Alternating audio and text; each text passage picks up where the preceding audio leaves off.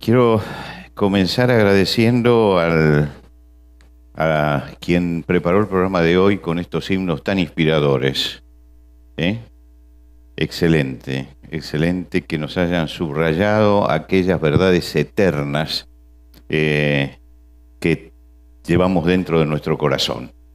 Y cuando cantábamos la última estrofa del himno Cerca, más cerca, oh Dios de ti, recordé que ese himno lo cantaba hace, no voy a decir cuántos años, pero lo cantaba en mi infancia.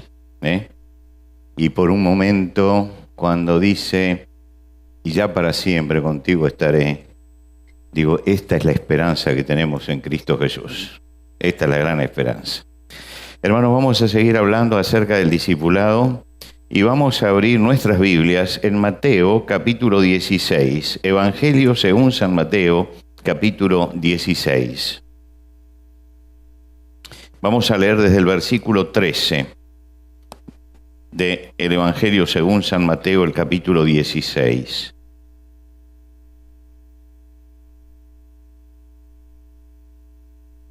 Dice la palabra de Dios en Mateo 16, 13. Viniendo Jesús a la región de Cesarea de Filipo, preguntó a sus discípulos diciendo, ¿quién dice los hombres que es el Hijo del Hombre? Ellos dijeron, uno Juan el Bautista, otros Elías y otros Jeremías o alguno de los profetas. Él les dijo, ¿y vosotros quién decís que soy yo? Respondiendo Simón Pedro dijo, tú eres el Cristo, el Hijo del Dios viviente. Entonces le respondió Jesús, bienaventurado eres Simón, hijo de Jonás, porque no te lo reveló carne ni sangre, sino mi Padre que está en los cielos. Y yo también te digo que tú eres Pedro, y sobre esta roca edificaré mi iglesia, y las puertas del Hades no prevalecerán contra ella. Y a ti te daré las llaves del reino de los cielos, y todo lo que atares en la tierra será atado en los cielos, y todo lo que desatares en la tierra será desatado en los cielos. Entonces mandó a sus discípulos que a nadie dijesen que él era Jesús el Cristo. Desde entonces comenzó Jesús a declarar a sus discípulos que le era necesario ir a Jerusalén y padecer mucho de los ancianos, de los principales sacerdotes y de los escribas, y ser muerto y resucitar al tercer día. Entonces Pedro, tomándolo aparte, comenzó a reconvenirle diciendo, Señor, ten compasión de ti, en ninguna manera esto te acontezca. Pero él, volviéndose, dijo a Pedro, quítate de delante de mí, Satanás, me eres tropiezo, porque no pones la mira en las cosas de Dios, sino en la de los hombres. Hasta aquí nada más en la lectura de la palabra de Dios en esta noche. Estamos tratando de ver cómo evoluciona el discípulo, cómo maneja la relación con el Señor. Y quiero detenerme esta noche, como señalé ayer a la noche, que en el examen del discipulado.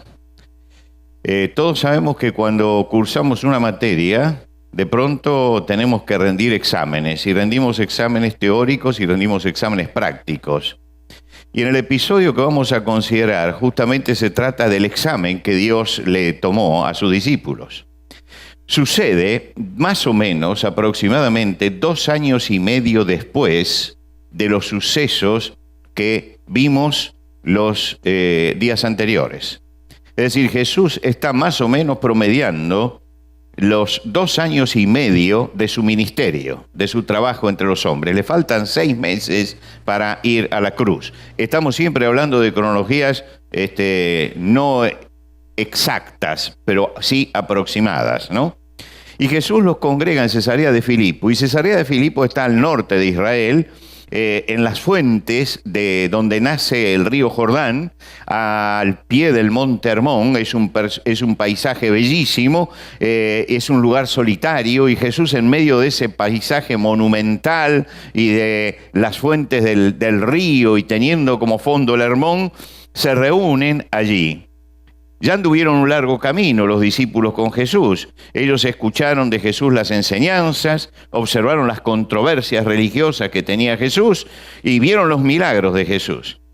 Y es un examen que dará fin a una etapa para comenzar una más difícil. No es el examen final, es el examen de medio curso, ¿no? Es el examen para ver cómo hemos llegado hasta aquí. Y comienza con una pregunta trivial de Jesús, simple, que dice: ¿y quiénes dicen los hombres que soy yo?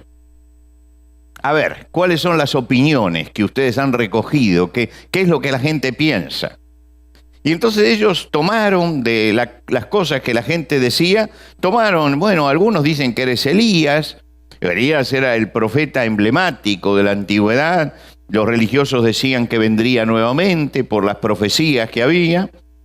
Otros dicen: eres Juan el Bautista. Había sido ejecutado por Herodes, pero había una corriente que parece que decía que había revivido y que Jesús era Elías resucitado. Y otros decían Jeremías, el profeta que enfrentó a la religión y enfrentó a los poderosos. En cada uno de estos nombres se trataba de captar un aspecto de Jesús. Es decir, la gente que lo veía decía: no, es igual a Elías, o es igual a Jeremías, o es igual a Juan el Bautista. Ellos habían recogido todo esto. Pero entonces Jesús lanza la pregunta del examen. Ya no es la pregunta trivial de qué escucharon, qué dijeron, qué dice la gente. La pregunta del examen es esta: ¿y vosotros? ¿Quién decís que soy yo? ¿Y vosotros? ¿Quién decís que soy yo? No está pidiendo la información externa. Está pidiendo una evaluación personal. Que ellos hablen desde su convicción. ¿Quién es el Señor? Y esta pregunta es fundamental porque para que ellos tengan un criterio propio. Es decir, que analicen la realidad y que saquen sus conclusiones al margen de lo que diga la gente, al margen de lo que piense la gente, que sepan discernir por sí mismos.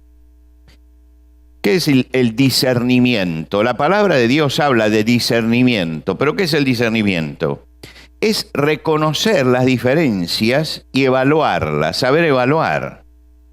Dios pedía discernimiento al sacerdote.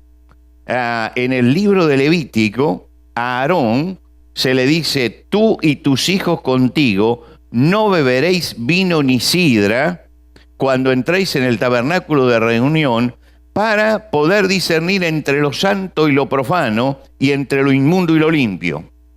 Es decir, no pueden tomar ninguna bebida que le quite la lucidez. Ustedes tienen que estar lúcidos porque tienen que ver la diferencia entre lo que es santo y lo que es profano, entre lo que es limpio y lo que es contaminado. Tienen que tener esa capacidad. Quiere decir que estaba diciendo, tienen ustedes que ser responsables de sus actos y pueden diferenciar las cosas. Discernir es un ejercicio mental. Es un ejercicio mental que implica diferenciar lo verdadero de lo que es falso, lo justo de lo que es injusto, lo santo de lo pecaminoso, la sabiduría de la ignorancia, el bien del mal. El discernimiento es eso, es esa capacidad que tenemos que desarrollar para separar eso.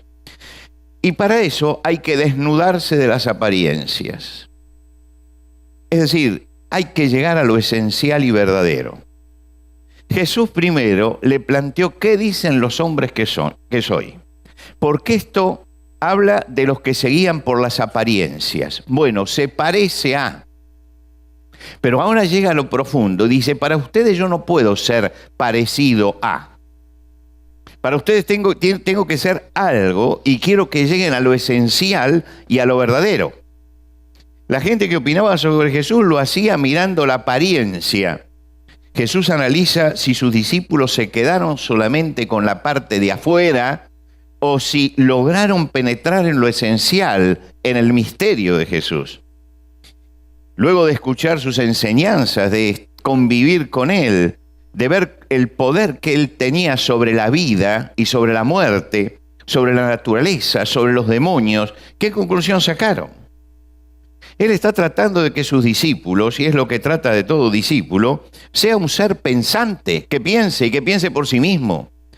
Es decir, un discípulo no es quien repite lo que los otros dicen. Un discípulo de Jesús no es el que cree lo que los otros creen.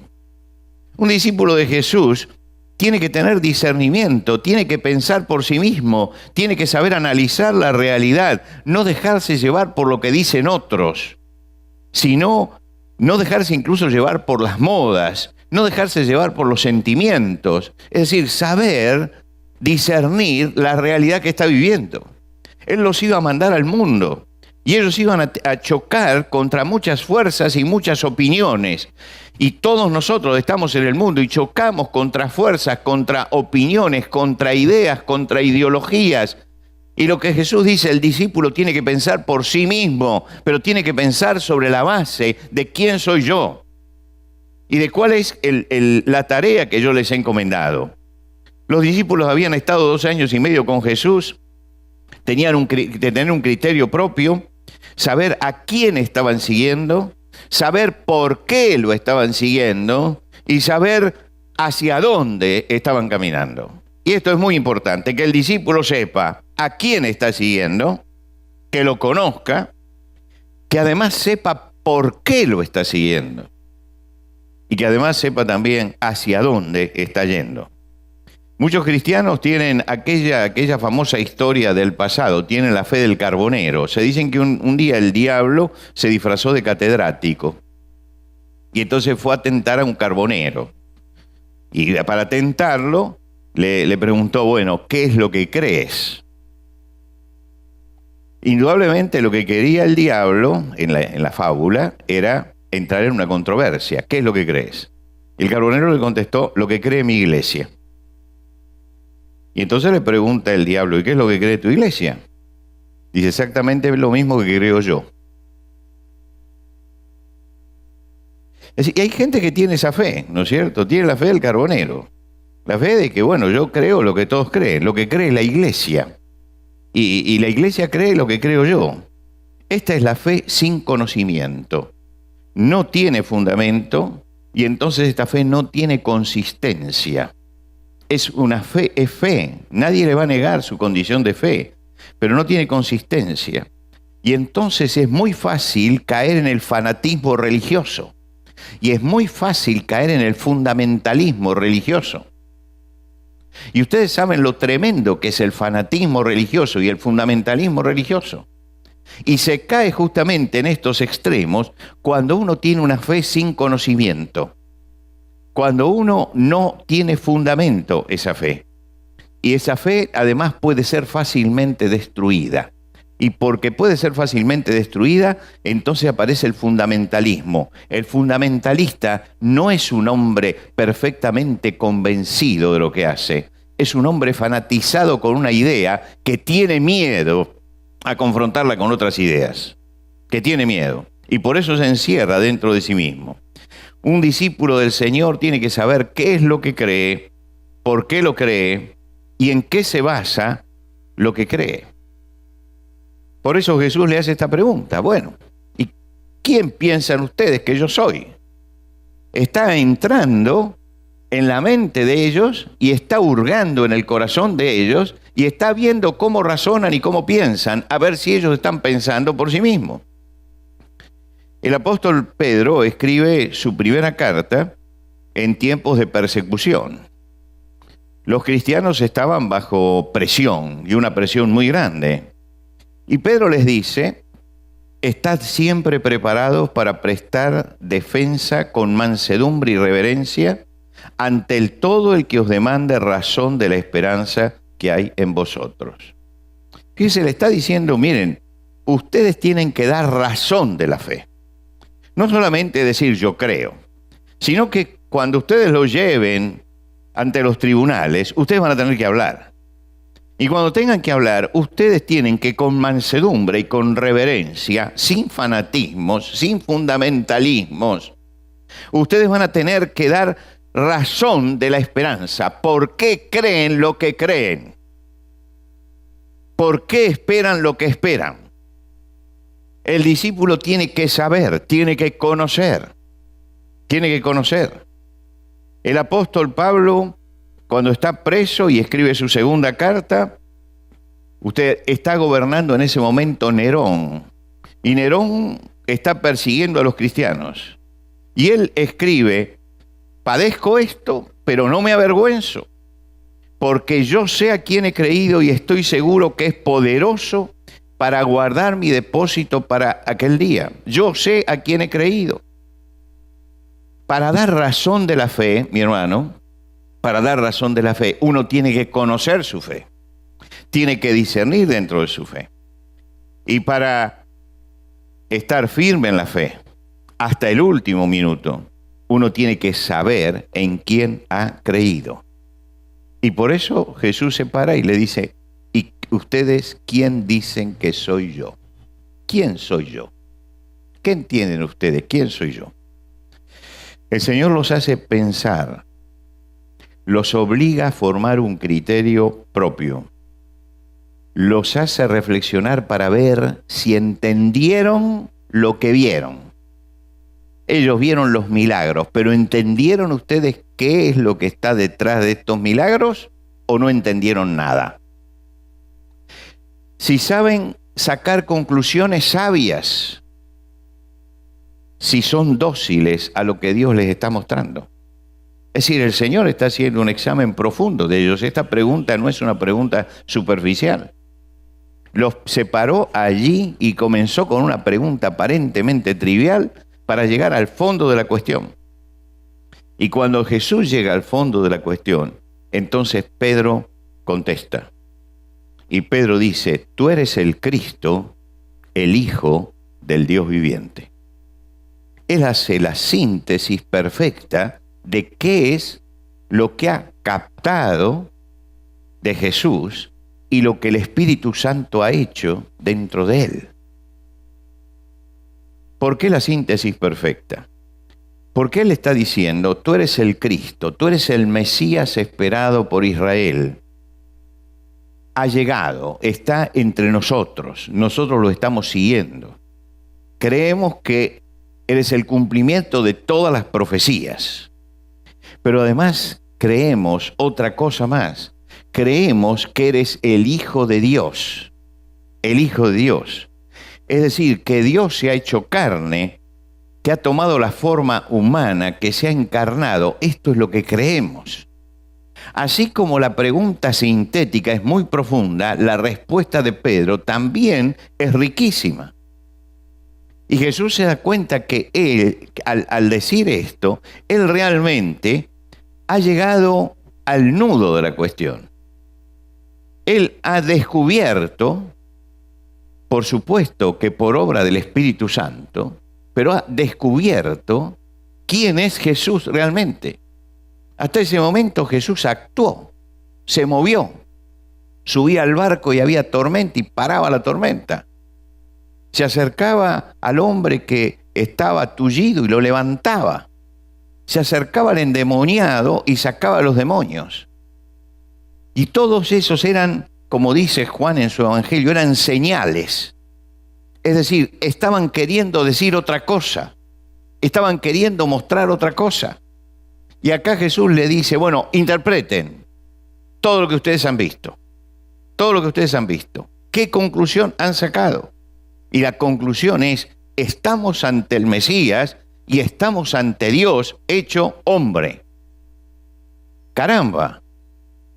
Jesús le dice, bienaventurado eres Simón, hijo de Jonás, porque no te lo reveló carne ni sangre, sino mi Padre que está en los cielos. Y acá es interesante, Jesús lo sigue llamando Simón. Cuando lo llamó la primera vez, le dijo, Simón, vas a llegar a ser Pedro. Pero durante todo el periplo de la vida, él lo va a seguir llamando Simón, Simón, Simón. Porque todavía está en la escuela, todavía está aprendiendo. Bienaventurado eres Simón, porque no te lo reveló carne ni sangre, sino mi Padre que está en los cielos. Le recuerda, Simón, hijo de Jonás, todavía estamos con la materia prima aquella que tiene sus problemas. No has llegado a ser Pedro.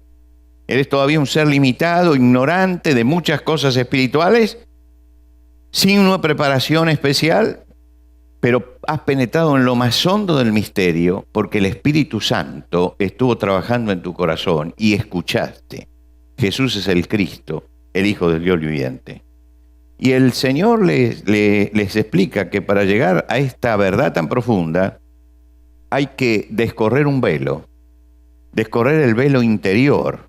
Y que este velo interior no se descorre porque otro ser humano lo corra, ni siquiera por la propia inteligencia, sino por dejar que el Espíritu Santo obre dentro del discípulo. Así que el discípulo se presenta allí y le dicen, bueno, hay que discernir esto. Y él escucha la voz del Espíritu Santo que abre su mente y le revela quién es Jesucristo. Él observó con sinceridad, él vio la tarea, escuchó las palabras y Dios fue obrando en su interior para que llegara a la comprensión total. Dios trabajó en Simón, el hijo de Jonás. Cuando un corazón sincero se acerca al Señor y quiere conocer al Señor, se cumple la palabra del apóstol que dice, hace que la fe viene por el oír y el oír de la palabra de Dios. El oír de la palabra de Dios. Pero indudablemente la fe va a venir por el oír y el oír de la palabra de Dios cuando el corazón está abierto y el oído está abierto a la palabra de Dios. Porque si el corazón y el oído no están abiertos, yo puedo escuchar la lectura de la palabra de Dios toda la vida y no va a pasar nada dentro mío. Es una actitud personal de apertura. Es una actitud personal donde yo escucho y analizo y trato de internalizar esa palabra. Y Dios va obrando entonces en nuestro corazón, va trabajando en el interior, va quitando los velos. Vamos viendo cada vez con mayor claridad. La fe va creciendo, el discípulo se va plasmando y uno puede decir aquí, ellos aprobaron el primer examen. El primer examen lo aprobaron. Han reconocido al Señor. Han reconocido al Señor. Se dieron cuenta quién era realmente el Señor. Avanzaron hasta allí. Ahora, habiendo aprobado el primer examen, ahora vamos a seguir adelante. Y Jesús da un paso más. Y da un paso más en la enseñanza. Es decir, ahora le va a enseñar algo que ellos no saben, no conocen. Porque si yo apruebo el examen hasta acá, es lógico que dé un paso adelante. Y entonces, ¿qué dice? Desde entonces comenzó Jesús a declararle a sus discípulos que le era necesario ir a Jerusalén y padecer mucho de los ancianos, de los principales sacerdotes y de los escribas, y ser muerto y resucitar al tercer día. Es decir, le está diciendo, bueno, ustedes saben que yo soy el Cristo, el Mesías, el Hijo del Dios viviente. Ahora, escuchen esto. El Cristo, el Mesías, el Hijo del Dios viviente, tiene que ir a Jerusalén. Y en Jerusalén no nos va a pasar como nos pasó hasta ahora. En Jerusalén va a pasar algo que para ustedes es desconocido e inesperado. ¿Por qué?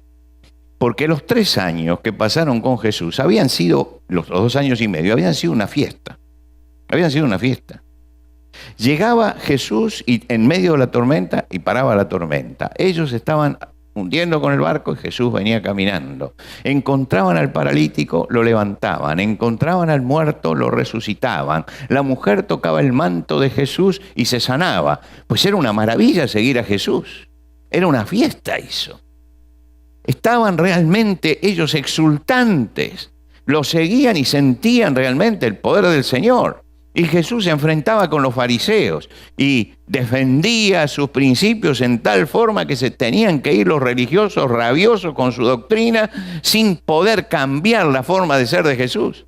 Y discutía con los saduceos y no tenía miedo de lo que dijera Herodes. Y cuando en alguna forma Herodes quiso presionar sobre él para que se fuera de sus dominios, él dice, vayan y díganle a esa zorra que hoy y mañana yo voy a terminar mi obra. Y resulta que no podían hacer nada con él. Claro, ellos habían conocido al Cristo triunfal, al Cristo maravilloso. Y ahora él les dice, bueno, pero ahora vamos a otra etapa. Ahora vamos a otra etapa. No es todo fiesta. No es todo esto. Ahora viene otro momento, y en este momento nosotros vamos a ir hacia Jerusalén, y cuando lleguemos a Jerusalén voy a padecer mucho de los ancianos, de los principales sacerdotes y de los escribas. Ahora, los ancianos, los sacerdotes y los escribas, hasta ese momento Jesús los enfrentaba. Ahora dice que no, que ellos van a ganar la batalla, que ellos lo van a matar. Dice, y ser muerto, y resucitar al tercer día. Pero esto no lo escuchaban. Ellos se daban cuenta que en ese momento se les termina esos años exultantes. Ellos creyeron que la vida espiritual y la vida cristiana, como decimos nosotros desde acá, era eso. Es toda gloria, maravilla, victoria, triunfo. Pero la vida cristiana tiene varias caras, hermano. El discipulado tiene varias caras. Y muchas veces para llegar a un triunfo grande hay que pasar por el valle de sombra de muerte. Y nadie quiere pasar por el valle de sombra de muerte. Nadie quiere pasar por eso. Pero muchas veces para llegar a ese triunfo hay que pasar por todo eso.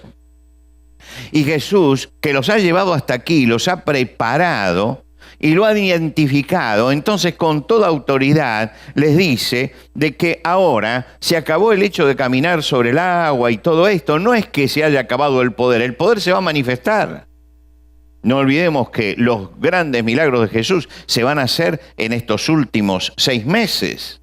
En estos últimos 6 meses Jesús, por primera vez, va a darle vista a un ciego de nacimiento.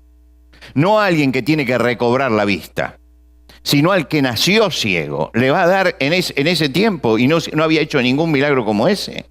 Recordemos que en este tiempo es cuando Jesús va a resucitar a Lázaro, y no había hecho ninguna resurrección de alguien que haya estado 4 días en el sepulcro y sobre un cuerpo ya en descomposición.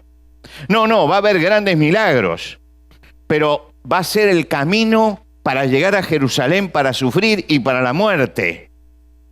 Quiere decir que Jesús los está señalando un camino diferente, un camino distinto, pero es un paso más adelante. Y entonces, ¿qué pasó? Entonces Pedro, tomándolo aparte, comenzó a reconvenirle diciendo, Señor, ten compasión de ti, en ninguna manera esto te acontezca. El examen teórico lo hemos aprobado, pero ahora hay que aprobar el examen práctico. ¿Se da cuenta? El examen teológico es perfecto. Tú eres el Cristo, el Hijo del Dios viviente. Pero ahora el Cristo, el Hijo del Dios viviente, está diciendo, vamos a ir a padecer. Y ellos están frente al Señor. Y se dan cuenta entonces de que ahora entramos a otra etapa, y esta etapa no me gusta. Y como no me gusta, Pedro lo llama aparte. Es interesante, él se diferencia aquí de los demás. Es decir, esto es entre nosotros. Esto no tiene nada que ver los otros que se queden allí. Ven, vamos a conversar tú y yo. Los demás no pueden participar de esto. Estamos en un plano superior. Los demás no deben oír. Y Pedro comienza a reconvenirlo. ¿Y qué significa reconvenir? Reconvenir. Significa censurar, reprender, corregir. Él está censurando a Jesús, corrigiendo a Jesús, reprendiendo a Jesús. Hace poco dijo que era el Cristo, el Hijo del Dios viviente. Hace poco que lo dijo. Y ahora lo está reprendiendo. Hace poco dijo, es el Mesías enviado. Es Dios hecho hombre. Y ahora él lo está reprendiendo. Le está diciendo que sus planes no son los planes que tiene que tener. Es el discípulo que está iniciando un camino de descenso. Mañana vamos a hablar de este camino. Un camino de descenso. Y que ha llegado a un momento en la vida en que siente que la presión de la prueba no la quiere soportar. Que él quiere llegar a Cristo para vivir la felicidad completa todos los días de su vida y no aceptar que en la vida cristiana hay cosas que son duras y hay caminos que son escarpados y que hay igual que transitarlo, porque el discípulo no es discípulo para andar solamente en la llanura, es discípulo también para andar en los otros caminos. Es decir, tenemos que ser discípulos para todo. Y Pedro revela un problema del discípulo. Un problema del discípulo, que puede ser sensible a la voz de Dios, pero que de pronto puede ser influenciado por Satanás. ¿Cuál es la palabra de Jesús a Pedro? Quítate de delante de mí, Satanás. Ahora, fíjense el contraste. Hace un momento le dijo: bienaventurado eres Simón, no te lo reveló carne ni sangre, sino mi Padre que está en los cielos. Y en ese momento Pedro tocó el cielo con las manos. Subió a lo más alto. Y un rato después le está diciendo: vete de mí, Satanás. Satanás. Usted se da cuenta en la volubilidad humana, lo que es el ser humano, que hoy puede estar en la gloria, tocando el cielo y siendo objeto realmente, instrumento de Dios, pero que esto no es definitivo, que mañana puedo ser una herramienta de Satanás. Y el discípulo tiene que entender, y tenemos que entender todos nosotros, si queremos ser discípulos de Jesús, que todavía somos Simón y que nos estamos modificando, pero que Simón sale en cualquier momento. Puede decirse que el primero que habló fue Pedro, pero el segundo fue Simón. Y Simón está presente. Y Simón saca sus garras para decir: nunca tal te acontezca, y para corregir a Jesús. Quítate de delante de mí, Satanás.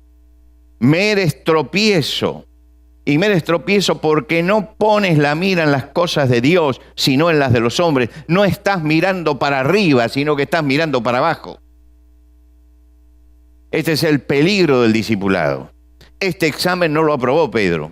No lo aprobó Pedro. No lo aprobó.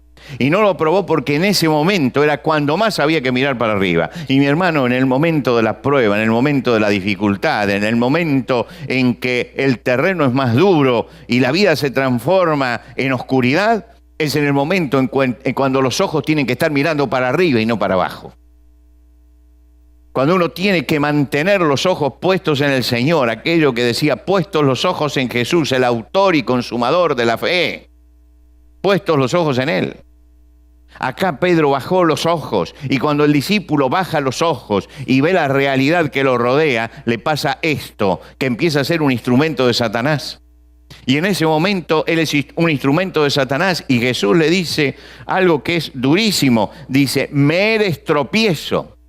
Me estás poniendo una piedra en el camino, me estás queriendo hacer tropezar, y el que me quiere hacer tropezar es Satanás. Por lo tanto, Satanás te está usando. Y cuidado, que a los discípulos también los puede usar Satanás. Los puede usar Satanás.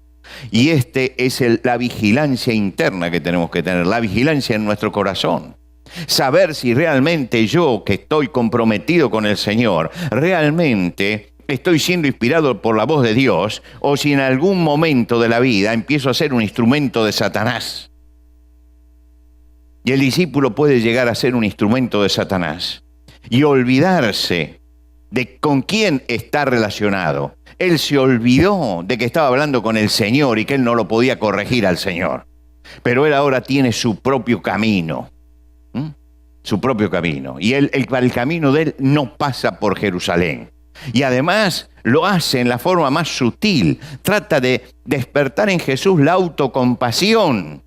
Nunca esto te acontezca. Y si hay algo negativo, es la autocompasión. Cuando yo me miro al espejo y digo: pobrecito yo. Eso es autocompasión. Y él está tratando de despertar en Jesús un sentimiento negativo de autocompasión. De decir: nunca tal te acontezca. No puede ser que tengas que sufrir tanto. Ahora, cuando uno lo mira en la proyección histórica, no solamente en el momento, en la proyección histórica, él está impidiendo que la redención llegue hasta nosotros. Él lo que está buscando es anular el plan de salvación. Ahora, él no lo sabe, por supuesto. Yo no puedo culparlo a Pedro de que conscientemente hacía esto. No, pero Satanás lo está usando para eso. Y hermano, hay que tener cuidado uno cuando es un discípulo de Cristo, porque cuando es usado por Satanás, Satanás puede usar tu lengua, tus obras, tu conducta, lo que sea, para entorpecer la obra de Dios. Y puede usarte. y puede usarte. ¿Y cuántas veces una lengua desatada, un corazón entenebrecido de alguien que está sirviendo al Señor termina por ser instrumento de Satanás y en vez de ser bendición para sus hermanos, termina siendo de maldición para ellos? Y uno dice, sí, pero estabas en la gloria. Pero el cristiano tiene que todos los días rendir examen sobre esto. Y hoy uno puede estar en la gloria y mañana puede estar en el infierno. Es decir, hoy puedo estar arriba, pero mañana puedo estar abajo. Y por eso yo tengo que vigilarme. ¿Y qué es lo que tengo que vigilar? Tengo que vigilar mi corazón. Mi corazón. Tengo que vigilar mi lengua. Tengo que vigilar mis obras. Tengo que vigilar mi camino. Estas son las cosas que no vigiló Pedro. Pedro quería torcer el camino. No quiero seguir este camino. No vigiló su corazón. No vigiló su corazón. Él realmente no era que no quería que Jesús sufriera. Él, el que no quería sufrir era él. Él lo que quería era salvarse él. Él no quería llegar a ese estado. Y entonces habla. Y hay que tener cuidado. Porque fíjense lo que pueden las palabras, cómo puede haber palabras destructivas. Uno tiene que tener control sobre lo que habla, sobre lo que dice. Hay que tener control sobre la lengua. Y hay que pensar, esto que voy a decir, ¿me lo está inspirando el Señor o me lo está inspirando Satanás? Porque muchas veces hay inspiración satánica también, ¿eh? No me inspira el Señor. Y en este caso hay inspiración satánica. Mi hermano, ¿eres discípulo del Señor? Puedes hacer una declaración brillante. Tú eres el Cristo, el Hijo del Dios viviente. Pero después tengo que llevarla a la práctica. Tengo que llevarla a la práctica. Quiere decir, si yo creo que Él es el Cristo, el Hijo del Dios viviente, tengo que seguirlo y tengo que obedecerlo. Y tengo que llevar eso a la práctica. Y tengo que admitir que algunas cosas son agradables y otras despiertan temor. Pero que el discípulo tiene que llevar a la práctica aquello que predica. Bien, hermanos, es muy sencillo y muy simple, aplicarle a otros grandes verdades espirituales. Lo más difícil es vivirlas uno. Es vivirlas. Y hay que tener cuidado porque muchas veces nosotros estamos en el discipulado, hemos avanzado algo y estamos enseñando a otro. Y le enseñamos verdades que después nosotros no cumplimos. Nosotros no vivimos. Y hay una cosa que siempre tiene que concordar en el discípulo, que es lo que enseña y lo que vive. Lo que enseña y lo que realiza en su propia vida. Y hay que acordarse de esto. Uno puede aprobar el examen teológico. Puede aprobarlo. Pero necesita aprobar el examen práctico. Porque cuando llegue a la presencia del Señor, no me van a tomar un examen de teología, ¿eh? Se va a medir lo que yo hice. Se van a medir las obras. Quiere decir que hay que tener cuidado con conformarse con conocer la teología y ser perfecto en teología. Lo que se mide son las obras. El cristiano se tiene que preocupar por sus obras. Que lo que él sabe realmente baje a la realidad. Salomón dice en los Proverbios, antes del quebrantamiento es la soberbia y antes de la caída la altivez de espíritu. Pedro no se está dando cuenta del camino que está tomando. Y este camino los va a llevar a un triste final. Pero este es el comienzo, este es el primer paso. Y yo quisiera que esta noche nos analicemos a nosotros mismos. No nos engañemos a nosotros mismos. A veces creemos que somos fuertes, espiritualmente fuertes, que somos capaces, que somos inteligentes, que somos fieles, que somos consagrados. Pero no nos engañemos a nosotros mismos, porque muchas veces todas estas cosas son engaños. Somos débiles. Y somos incapaces. Somos incapaces. El hombre cree que es un roble. fuerte. La Biblia dice el hombre es como la hierba. Como la hierba. Y tenemos que reconocer esto, que muchas veces nos engañamos acerca de nosotros mismos y acerca de nuestra propia fortaleza. Creemos que somos los mejores padres, los mejores esposos, los mejores empleados. Y a veces miramos a otro con superioridad. Yo tengo una mejor familia, yo tengo un mejor matrimonio, soy el mejor empleado. Y hay que tener cuidado con esto. Antes del quebrantamiento es la soberbia. Antes del quebrantamiento y antes de la caída, la altivez de espíritu. Y cuando yo siento más que soy el más fuerte, que soy el mejor, es cuando empiezo a entrar en peligro. Empiezo a entrar en peligro. Por eso el apóstol Pablo en la carta a los Filipenses dice: nada hagáis por contienda o por vanagloria. Nada hagáis por contienda o por vanagloria. Antes bien, con humildad, estimando cada uno a los demás como superiores a él mismo, no mirando cada uno lo suyo propio.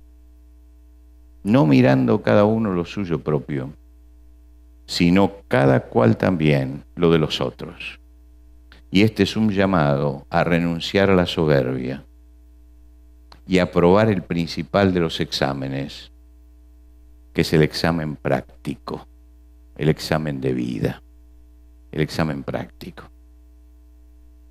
Yo me crié en la infancia la pasé en una denominación cristiana donde lo más importante era la pureza doctrinal. Y lógicamente que la pureza doctrinal es importantísima, porque se habla de la doctrina saludable, habla el apóstol Pablo, la sana doctrina, la doctrina que da salud. Es importante tener una buena doctrina, pero no se hacía énfasis en la práctica. En la práctica. No se bajaba eso a la realidad. Entonces se llenaba la cabeza. Se llenaba la cabeza. Pero resulta que no pasaba nada en el corazón y en la vida práctica. Y lo que hay que hacer es que eso que es la doctrina saludable me dé a mí una vida saludable.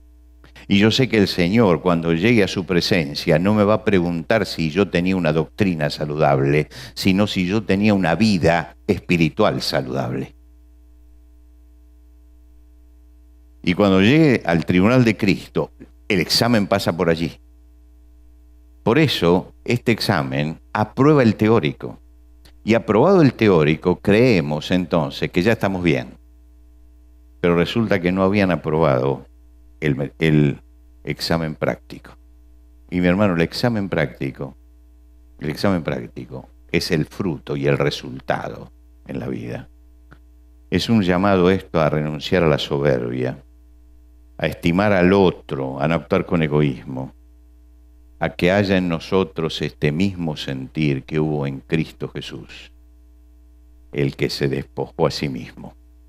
Y este es el sentimiento que tiene que tener el discípulo del Señor.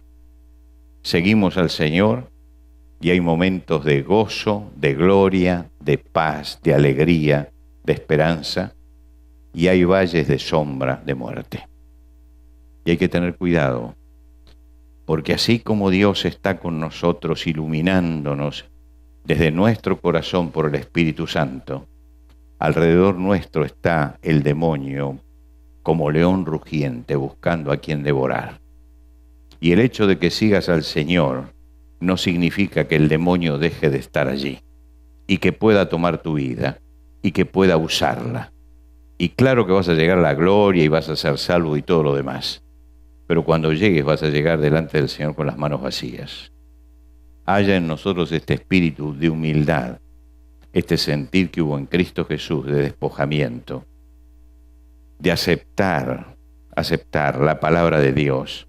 Cuando la palabra de Dios me resulta dulce y agradable, y también cuando la palabra de Dios golpea, porque es palabra de Dios y porque Dios ha hablado. Y aceptar en la vida como discípulo que hay momentos gloriosos, pero que hay momentos también de oscuridad. Y no levantar nunca demasiado la cabeza, sintiendo que yo soy el mejor o el superior sino mantenerme en la humildad que debe tener un discípulo. Y cuando llego allí a esa humildad, y acepto la voluntad de Dios y obro la voluntad de Dios, es cuando estoy aprobando el principal de los exámenes, el examen práctico. Que el Señor nos dé a todos los que estamos aquí la capacidad de aprobar este segundo examen, que sabes, es el más difícil, es el más difícil. Es hacer bajar la palabra de Dios a la vida. Nos ponemos de pie. Vamos a inclinarnos delante del Señor en oración.